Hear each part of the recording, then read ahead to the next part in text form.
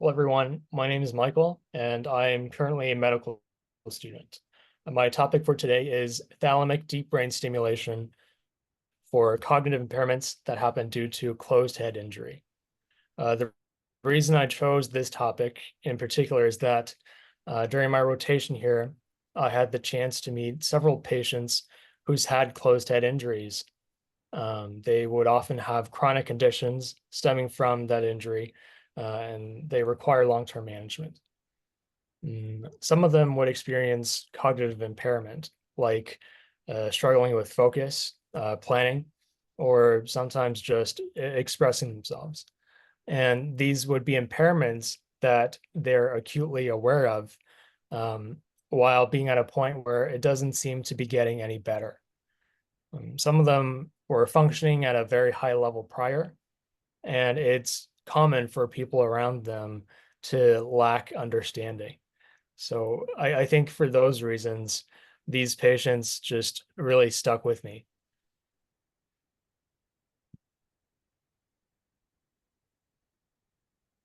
So this presentation will focus on the impairments in executive function, which is a really specific subset of cognition. And I will start by introducing the functions, what they are, and how it relates to the thalamus. These patients with impairments in executive function typically show normal IQs on most tests. They'd have normal long-term memory functions, as well as perception, motor, and language skills. It's only when they need to adapt to something new or choose amongst equally comparable options or plan and organize their day that the cognitive impairment becomes obvious. While there's no universally accepted definition of what executive functions are, most definitions have these in common. So, number one, the control of attention, as in switching attention from one thing to another, or organizing or planning complex tasks for a future goal. Also, processing and manipulating information retrieved from long-term memory, and adapting to the external environment, which means behaving appropriately by taking into account one's emotions, thoughts, or perception within, as well as the environmental factors like social cues. So the prefrontal cortex is commonly described as the center for executive function. And it would be interacting in conjunction with various cortical and subcortical regions. And evidence for that includes how a disruption of the prefrontal cortex leads to impaired selective attention. Also, neuroimaging showing activation of the prefrontal cortex during task switching exercises, and how the prefrontal cortex damage can impair contextual memory. However, for this presentation, there's less emphasis on the prefrontal cortex and more on the thalamus. So the thalamus is implicated in disorders of cognition and consciousness after traumatic brain injury.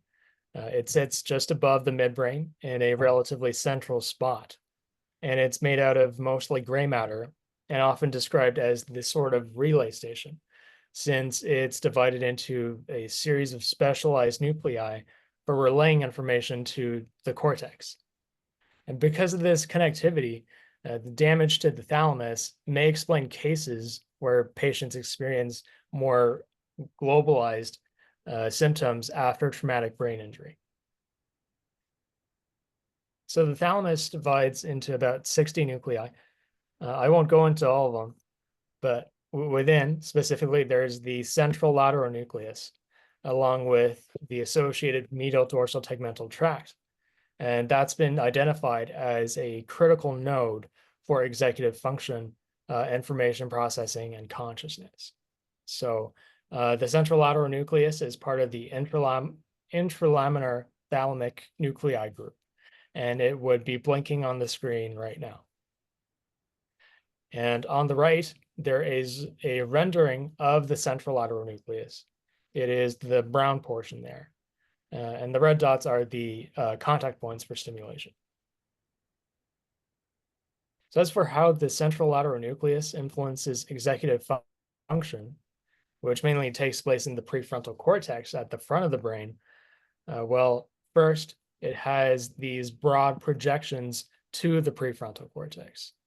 However, their relationship is not exactly straightforward, according to a proposed model called the mesocircuit. And in simplified form, it goes like this. The globus pallidus interna, which is in red, has an inhibitory effect on the thalamus.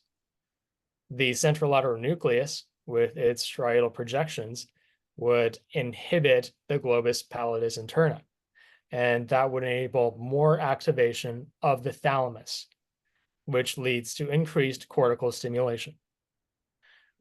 This corresponds with in vivo findings in non-human primates, where robust activity in the central lateral nucleus was observed during effortful mental tasks. As for the neuropathology of closed head injuries, I want to start by going into the forces involved. So the brain being anchored primarily by the brainstem and suspended by cerebrospinal fluid essentially floats inside the skull. And because of this, this gelatinous mass is vulnerable to impacts against its bony housing from external forces. And these forces include, one, acceleration and deceleration. For this type of force, common deceleration scenario is where a car is stopping suddenly.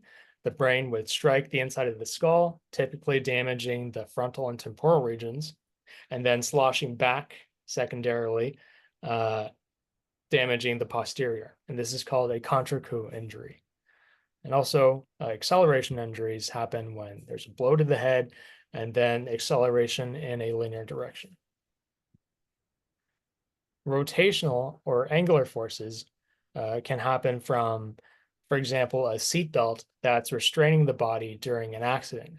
And that would cause the skull and brain to move in an arc. Or another example of rotational forces is shaken baby syndrome, where the violent shaking would cause the head to gyrate. The rotational forces tend to result in more diffuse damage. There's also impact loading, which is where the head hits the pavement after a fall, for example, and there would be very forceful deceleration. And many closed head injuries are due to a combination of the above. Recording in progress. And as for the effects resulting, oh, there's a bit of an echo, Dr. Stein. Good. Sorry. Oh, it's okay. So as for the forces, the effect resulting from these forces, well, one, there can be a cavitation where the forces cause brain tissue to separate. And in this simulation, you can see the bubbles forming and collapsing in the posterior, opposite to the impact site or the contre-coup region. And these bubble formations would lead to hematomas and contusions. There also can be pressure waves, which travel from the point of injury to the rest of the brain. And also tension, where when these nerve fibers are stretched apart really rapidly, this would damage the microtubules, and the microtubules will become buckled and dysfunctional. And when microtubules break down, axonal transport breaks down, and there would be swelling that ensues. Also, there can be shearing, which is where fibers are severed as parts of the brain move at different speeds or directions. And this often happens at the gray and white matter junction. It's usually caused by rotational forces, which again leads to more diffuse damage.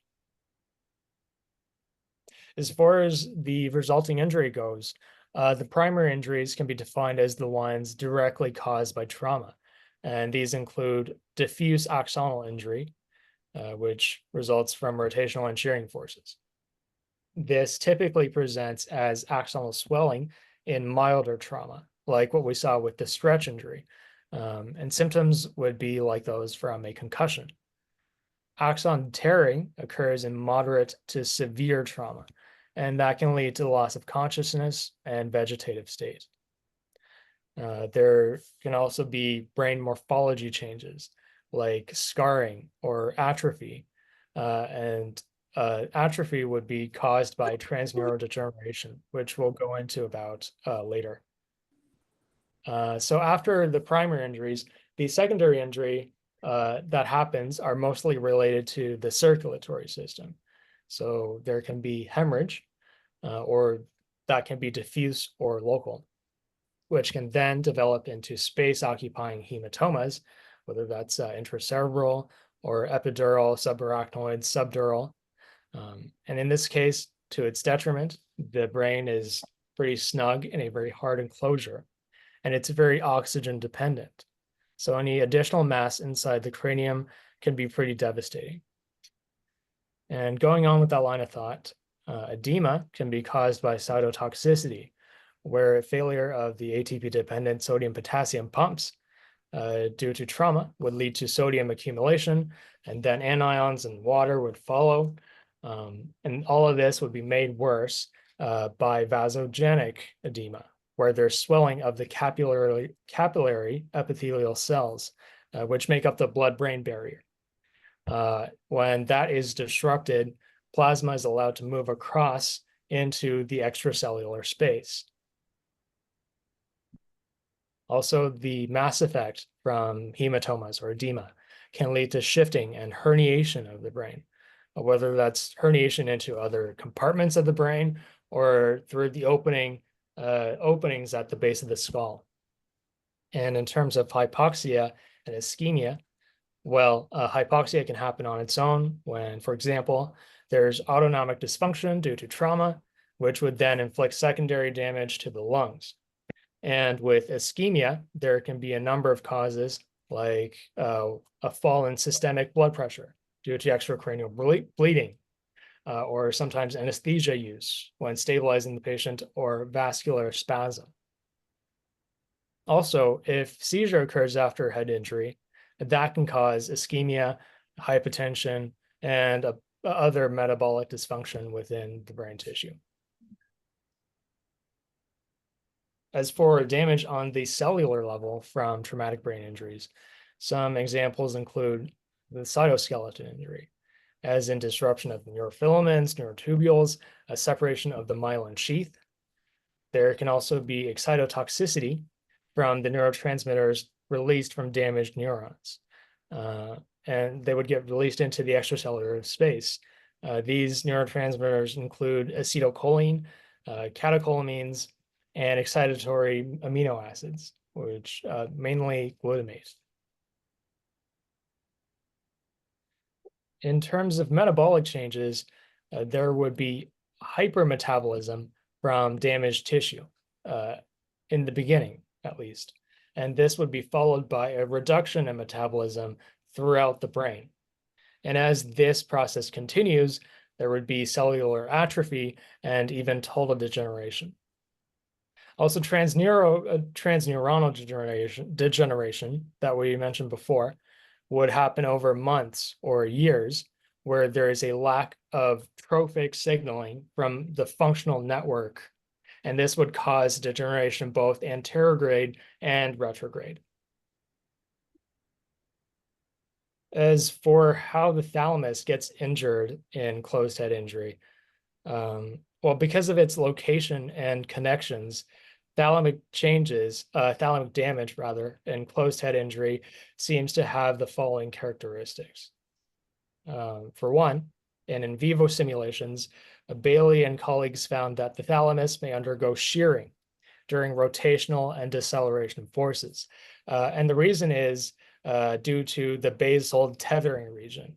And that just refers to the distal internal carotid arteries, the optic nerves, the olfactory tract, and these would kind of constrain the thalamus under deceleration and also act as a kind of pivot point during rotation. There's also evidence from 35 patients in vegetative states where 80% had signs of diffuse axonal damage and ischemia in the thalamus. And being this kind of relay station with lots of connectivity, injury to other parts of the brain connected to the thalamus can cause transneurodegeneration. So finally, deep brain stimulation. So deep brain stimulation involves the use of implanted electrodes for chronic electrical stimulation of the brain. And these electrodes would be connected to a pacemaking unit that's connected using subcutaneous wire, and that would control the frequency as well as the intensity of stimulation. This technique has been around for a while, since 1987, actually, when it was first introduced to treat patients with essential tremor and Parkinson's. And since it's been used to treat other neurological conditions, psychiatric conditions, and now closed head injury. So there are several proposed mechanisms for deep brain stimulation, and they are not necessarily mutually exclusive. One of them proposed is the reversible lesion hypothesis. And that's where, well, the electrodes, they theorize, act as a reversible lesion in the brain. And in this theory, there's an increase in action potential. And the high frequency stimulation makes it so that the normal neuronal activity cannot pass through this stimulated nucleus. There's also the exact opposite, kind of the excitation hypothesis, where the suprathreshold deep brain stimulation, despite not activating any of the cell bodies or soma, it can still cause excitation in the efferent axons, and thus to the target nucleus at whatever set frequency. And besides the electrical effects, stimulation can also cause release of neurotransmitters locally and throughout the network as well. And bringing it back to the thalamus and the central lateral nucleus within, their significance to executive function, as well as the damage that it may sustain during trauma, all those factors make it a prime target for deep brain stimulation. So on to the study, Thalamic deep brain stimulation in trauma brain injury. It's a phase 1 randomized feasibility study. The inclusion criteria goes like this. The participants are 22 to 60 years old, and they would have moderate to severe traumatic brain injury, and that would be based on their GCS score, or Glasgow Coma Scale score, within the first 48 hours of the injury. The time since their injury has to be at least 24 months.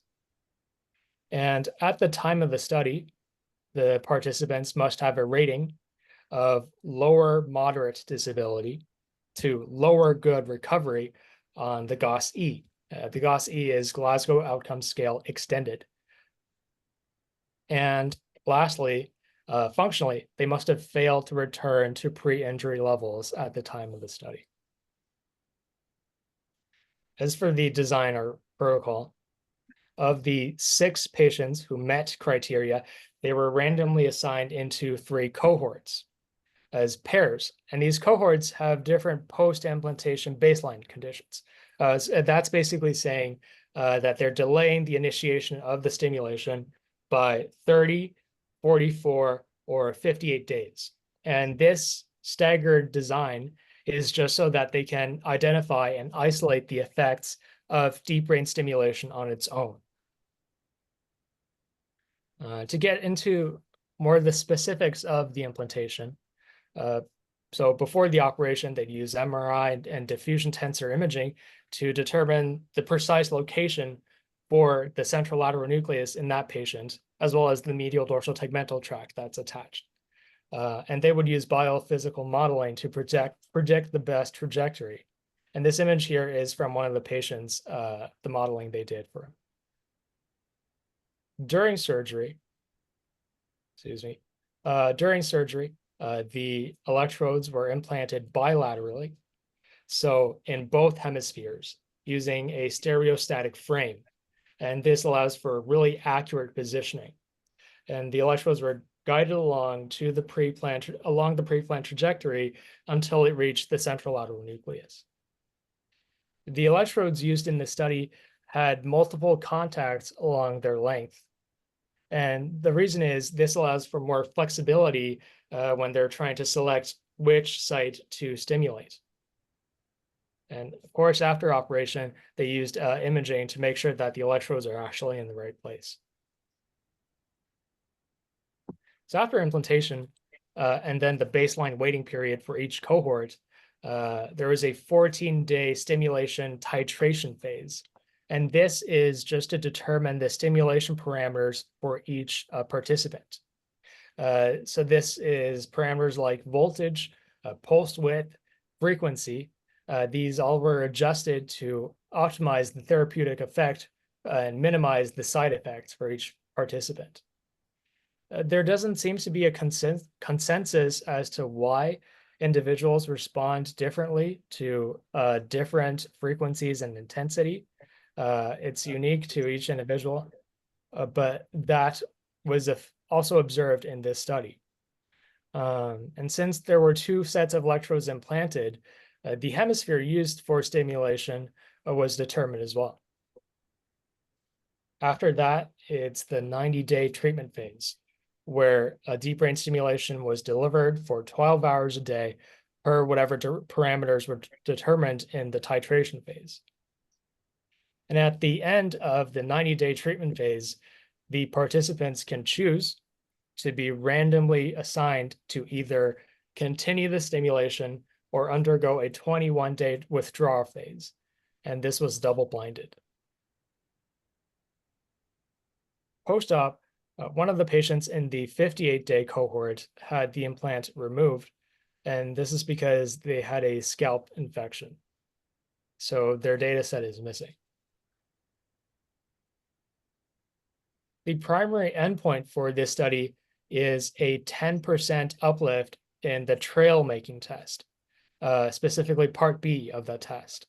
And in this test, you're timed on connecting dots in a very specific order.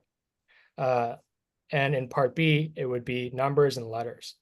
This would help assess attention, speed, spatial organization, visual pursuit, and recognition. And all are metrics relevant to cognition and impairments of cognition.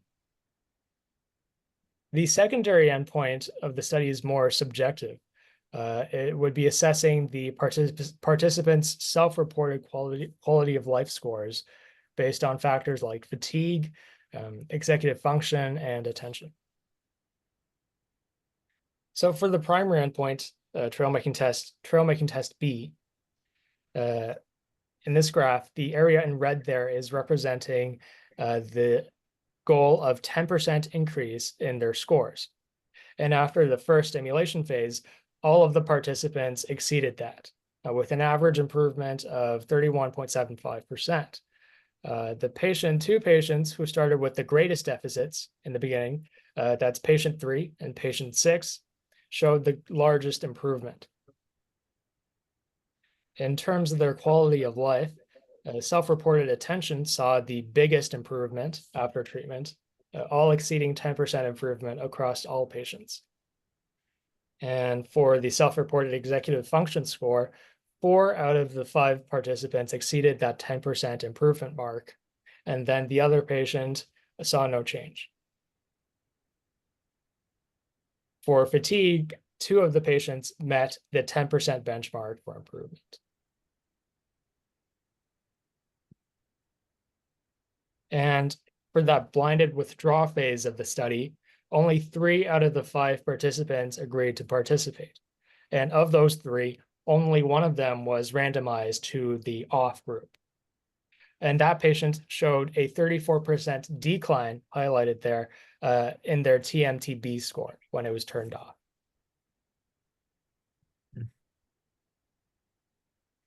As for adverse events experienced by the participants during the study, the most serious one was the one we mentioned before, the scalp infection, and that required the removal of the implant for that participant. There's another participant that experienced back pain, neck pain, headache, hamstring tightness, and these are suggestive of aseptic meningitis. And these symptoms resolved after 1 week. Also, during treatment, one participant experienced difficulty planning, organizing, and recalling words for around 2 months after the stimulation was started. Otherwise, the adverse events are just those that are typical for an operation. So from these results, and after comparing to matched control cohorts, and matched as in terms of retest intervals and time since their injury, the researchers concluded that deep brain stimulation of the central lateral nucleus does result in cognitive improvements in patients with moderate to severe traumatic brain injuries. And this would be consistent with findings in non-human primates. And they proposed a couple of reasons as to why. So first, it likely depends on activation of what they refer to as large myelinated axons within the centrolateral nucleus, which, according to evidence in non-human primates and other animals, these axons would project to the rostral striatum and prefrontal cortex.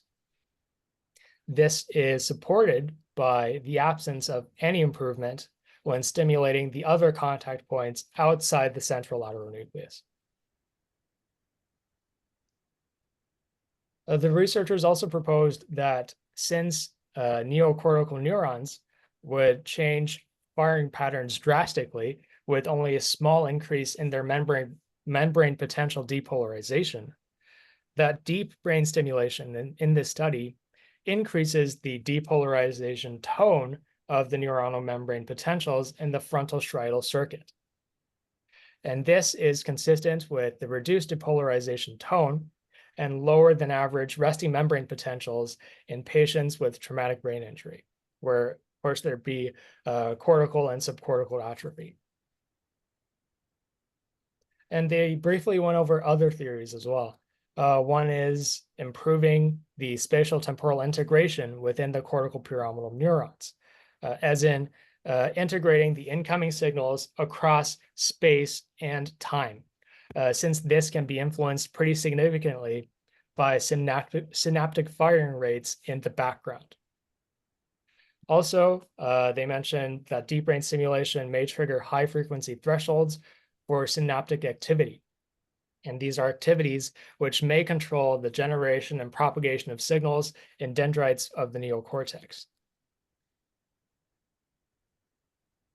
Coincidence detection, in really simplified terms, happens in a neural circuit that aggregates different signals that arrive at the same time from different locations. And this aggregation would improve efficiency. It's possible that deep brain stimulation acts as a high-frequency noise to improve coincidence detection. And also, that deep brain stimulation might improve the dynamic range of neocortical neurons, meaning that by regulating synaptic background activity, deep brain stimulation might, in turn, adjust the responsiveness of neurons to both small and large input signals. So in the supplemental files, the researchers also included statements from the patients and their families. I think these, while not very quantitative, gives a more complete picture on the effects of deep brain stimulation for these head injury patients. And one of them is like this patient here, who mentions having the urge to think, and they developed a new passion for reading. Or this patient who was able to enjoy TV shows since being able to pay attention to them. And this patient who saw an immediate improvement in memory, processing, planning, and organization. And they actually describe these systems integrating or intertwining in their words. The family interviews are a good read as well. You see family members reporting things like, well, getting their loved ones back in their life after a period of not even being able to have a conversation with them, or just seeing them making better decisions, seeing them enjoy their hobbies again, or watching them read stacks and stacks of books.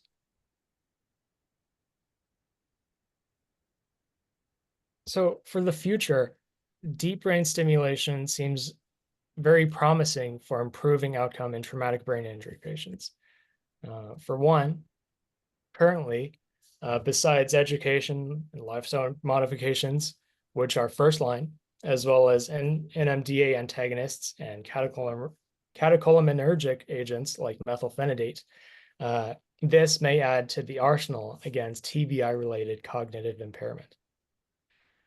But first, we have to keep in mind that this trial only consisted of 5 patients. And there would, of course, need to be larger randomized clinical trials with broader population to validate the efficacy and safety. Also, they only use TMT Part B for their primary outcome, but using a broader range of tests could improve the validity of their findings. This was mentioned by the researchers themselves. And as well, there would have to be long-term studies that follow these patients because this study only lasted for 90 days. Long-term studies to follow these patients to see if the improvement in cognition and quality of life would persist. Also, there's a lot of interesting potential mechanisms behind thalamic stimulation and cognition. They've been proposed, but maybe more future non-human primate studies can help explore and validate these avenues. And also, traumatic brain injury induced cognitive impairment is not the first condition where deep brain stimulation seems to help. And it may be worth exploring in other conditions like rehabilitation from various lesions, refractory neurological conditions, Tourette syndrome, and so on. And a lot of these already have ongoing investigations, and it's pretty exciting. And that's it for my presentation. Thank you very much.